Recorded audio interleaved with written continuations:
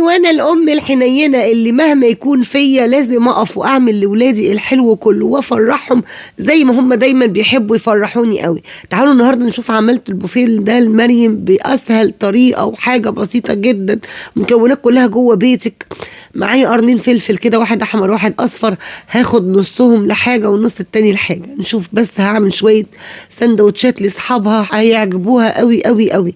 طب يلا بينا نسمي الله كده ونصلي على الحبيب. قطعت نص الفلفل على جنب كده، حطيته على البلانشة، والنص التاني رميته في قلب الكبة زي ما احنا شايفين كده. تمام. وحطيت على الفلفل في قلب الكبة هحط عليه 3 علب من التونة زي ما انتوا شايفين كده، او علبتين على حسب الكميه اللي انت هتطلعيها. وحطيت معلقتين كده زيتون مخلي في قلب كله جوه الكبه. يبقى حطينا الفلفل الالوان على التونه على الزيتون على كمان مايونيز وعصره ليمونه علشان زفره التونه. حلوه دي والله، تنفع بطلع اغنيه يا بنتي يا ليلى يا نجار. عصره زيتونه علشان زفرت التونه، حلوه دي.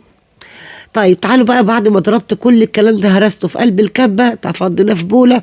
وتعالوا بقى عندي هنا ايه 3-4 قطع من اللانشون. تمام. هقطعهم زي ما انتم شايفين كده مكعبات، اللهم بارك. بصي مكعبات زي ما انت شايفة كده بالظبط.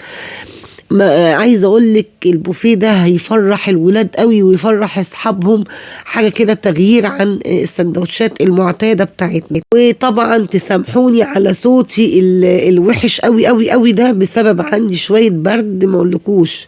هو اليوم ده ختم ان انا جاتني رعشه كده وبرد، وما شاء الله يعني صوتي راح وبرد وحاجه كده جميله. عندي كده توست مسكته، قطعت الحروف بتاعته، هقطعه هو نفسه بقى مكعبات. وتعالوا ناخد الخليط ده وهنعمل برضو سندوتشات من نوع تاني حلو قوي قوي يا بنات، ودي هتعجب ولادك قوي اذا كانت دي او دي. بصي بقى، قطعت التوست زي ما انتم شايفينه كده مكعبات صغيرة. حطيت اول طبقة من التونة المهروسة بالخضار، وبعد كده قطعة لانشون، وبعد كده قطعة توست، وبعد كده هنعيدها تاني كده عملي اهو. هنا كده التونة المهروسة، بعد كده قطعة اللانشون، بعد كده قطعة تونة تاني علشان تمسك الطبقات في بعضها، وبعد كده قطعة برضو معلقة من التونة تاني وزيتونة. ورشقت كل ده بخلة سنان علشان تبقى كلها ماسكه بعضها، واللي يجي ياخد الواحده ياخدها بالخله كده وياكلها بألف هنا وشفا. عايزه اقول لكم تنفع في كل انواع البوفيهات، اذا كان عيد ميلاد او اذا كانت عزومه مثلا انت سهرانه انت واصحابك او اصحاب ولادك جايين يسهروا عندك او حاجه او يتغدوا.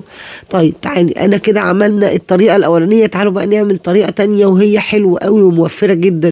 هنعمل عايزه اقول لك كمية سندوتشات من نص فرخة. ايوه كان عندي نص فرخة مسلوقة من امبارح ومحطوطة في التلاجة، طلعتها سخنتها ومسكت بقى فصصتها، شلت الجلد رميته وخدت اللحم بس حطيته كله في قلب الكبة زي ما انتم شايفين كده، ونزلت على نص الفرخة دي بمعلقتين 3 من المايونيز، وهضربهم ضربة مبرحة كده.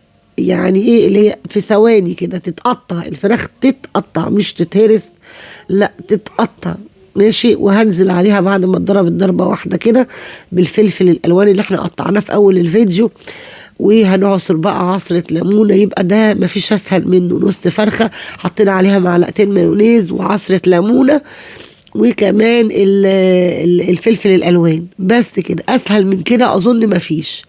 وكنت بقى شاريه من الفرن عيش اللي هو الفينو اللي هو البلح الصغير خالص ده اهو زي ما انتم شايفينه كده. ده يا دوبك بيتاخد على قطمه واحده كده، بيبقى شكله حلو وظريف قوي في البوفيهات. هو بيجيلك مفتح كده زي ما انت شايفه.